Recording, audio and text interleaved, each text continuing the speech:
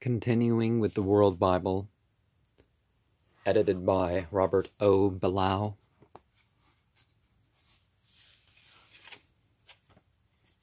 Yet the fundamental conception of a benevolent goodwill, of peaceful agreement, of laissez-faire, and loving kindness from all to all was well established several centuries before the birth of Jesus, and it is of the deepest significance that in the final alignment of forces in 20th century global warfare, the powerful nations in which the ideals of the goodwill religions had taken firmest hold were fighting together against two mighty nations, in one of which the ideal had never been firmly established, and in the other of which years of organized destruction of the ideal had preceded entry into war, regardless of the differences in theology of which exist among members of the United Nations. They found themselves in almost automatic common agreement to stamp out those forces which completely abrogated the principle of international morality in their determination to make many human beings subject to the will of a few. The people of each of the great nations understood, of the United Nations understood, without explanation of the statement of social idealism which issued from the others as joint heirs of the goodwill religions.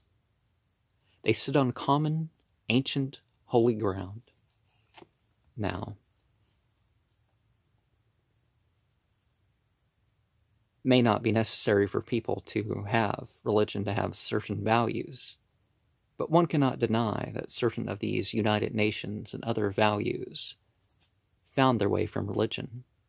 Those deists of our founding fathers realized that there were principles in religions to carry outside of these religions.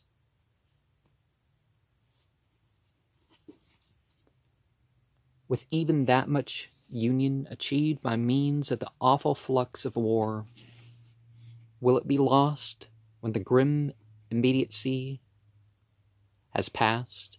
Shall we ever return to the blind inadequacy of attempted isolation from our fellows in a world in which the spatial distances of even a quarter of a century ago have, through the radio and the airplane, became so ineffective that the myth of the separate interest of nations and races has lost every verisimilitude? Well, people are so convinced that the globalist, not the globalist, are some anti-one nation, thinking that, oh, they hate us for our freedom and all this other stuff. No, not at all. Are we capable of making some sort of permanent world union successful? Can we find, well, yes, human beings only do wrong, only believe wrong, because they're given the capability for the good thought, the good word, and the good deed. Can we find the key to understanding between the peoples of the world?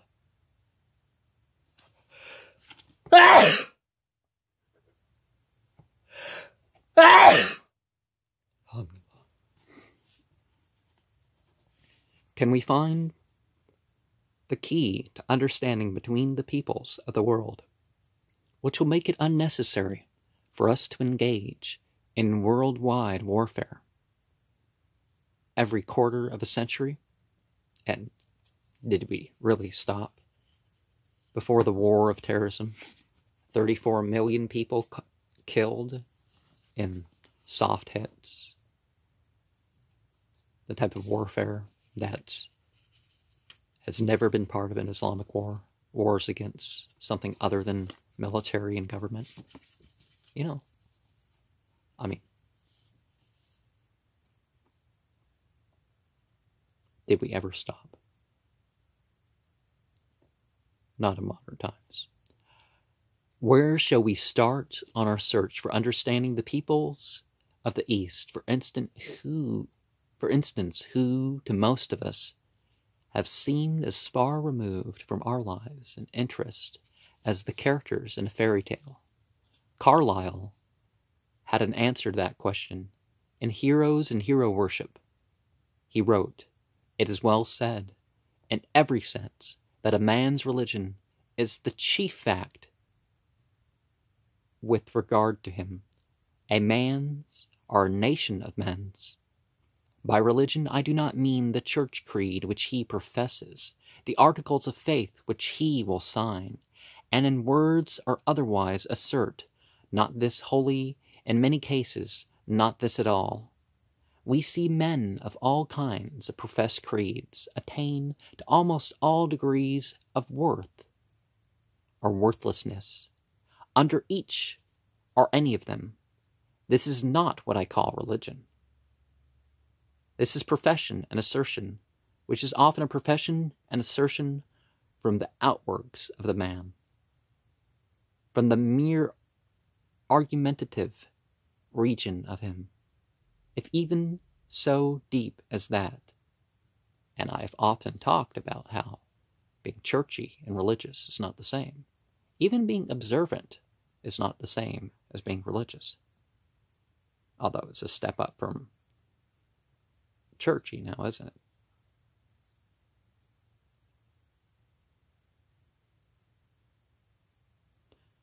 But the thing a man does practically believe, and this is often enough without asserting it, even to himself, much less to others, the thing a man does practically lay to heart, and know for certain concerning his vital relations to this mysterious universe, and his duty and destiny there, that is in all cases the primary thing for him, and creatively determines all the rest. That is his religion, or it may be his mere skepticism, and no religion, the manner in which he feels himself to be spiritually related to the unseen world, or no world. And I say, if you tell me what that is, you tell me, to a very great extent, what the man is, what the kind of things he will do is. Of a man or of a nation we inquire, therefore, first of all, what religion they had. And part of the reason for my questionnaire, or questionnaires as saying, come along that lines. Unfortunately, there is frequently a wide gulf existing between the statements of the scriptures and the religious and secular practices of those whose canons they are. All scriptures have had their interpreters and commentators, those who would add to them and those who would detract from them, and those who would fit them to their own uses. Organized Hinduism, Oriental Buddhism, Taoism, and Confucianism today bear little relation to the ideals of the Upanishads, of Gautama, Lao Tse, or Confucius, nor do the lives of even the protestations of the average Jew and Christian adequately reflect the words of the Hebrew prophets and Jesus. Well, the Christians focus more on Paul. You look at almost every other sect, the focus is on Paul and what Paul taught, not what Jesus taught, even according to the Bible. Particularly since Paul kind of contradicted Jesus at points. The scriptures do not tell us what religion men have today. Yet their ancient idealism and their pure impassioned search for God and a way of life capable of establishing human happiness were never more pertinent. Well, it's about more than happiness, but contentment is a better word for what would be central to that. And I apologize about the rumbling in my stomach during these last couple videos. Though we and the Buddhist, the Hindus, the Parsis, the Confucianist, the Taoist, and all the others who may have sadly divided human ranks by doctrinaire labels may have largely missed the way, the scriptural signpost pointing to the path of return are still unblemished. They are still waiting to be read, still showing the ancient unity of social idealism among all true followers of the goodwill religions. Behind the making of the Viking Portable Library, World Bible, there has been a triple stimulus. The beauty and goodness of the scriptures here represented, their universal applicability to the problems of modern living, and the belief that knowledge of these scriptures and the basic unity of their social principles can become a contribution to a much-needed understanding among the peoples of the world. All of the selections printed here are taken from the Bible of the world, and have been chosen only if they seem to the editor to contribute to an understanding of the basic faiths which they represent. Mere stories, history, and the descriptions of ceremonial rites, which do not in themselves contribute to the knowledge of religious faith, have been omitted. Well, history is the backstory, the description of the rites is sort of the grimoire sort of thing. But the myths are something that brings something forth, that interacts something. The book is not intended to be as a substitute for the Bible of the world, which serves a more comprehensive purpose for the serious student or reader who wishes to go farther in his examination of individual religions than is possible in this much smaller volume. Rather, the attempt here is to present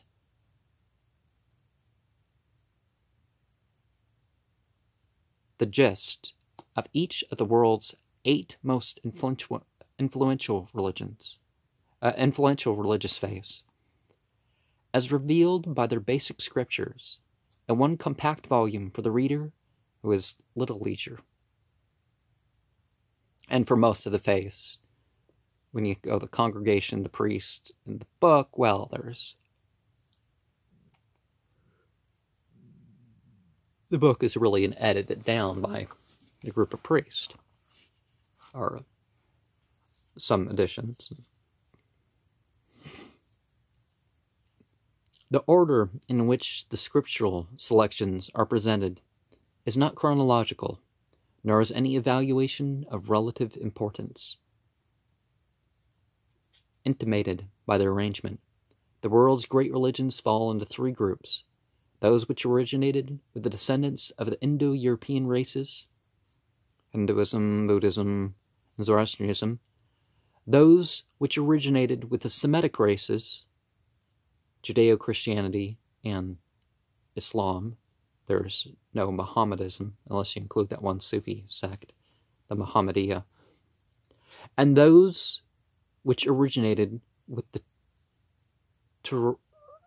Turanian races, Confucianism and Taoism. These groupings, and the order noted above, have been followed in the World Bible. At a famous meeting of the Free Religious Association of America, held in Boston during the last half of the 19th century, a somewhat overzealous minister quoted certain passages from the Christian Gospels, adding that these could not be matched in the sacred books of any other religion.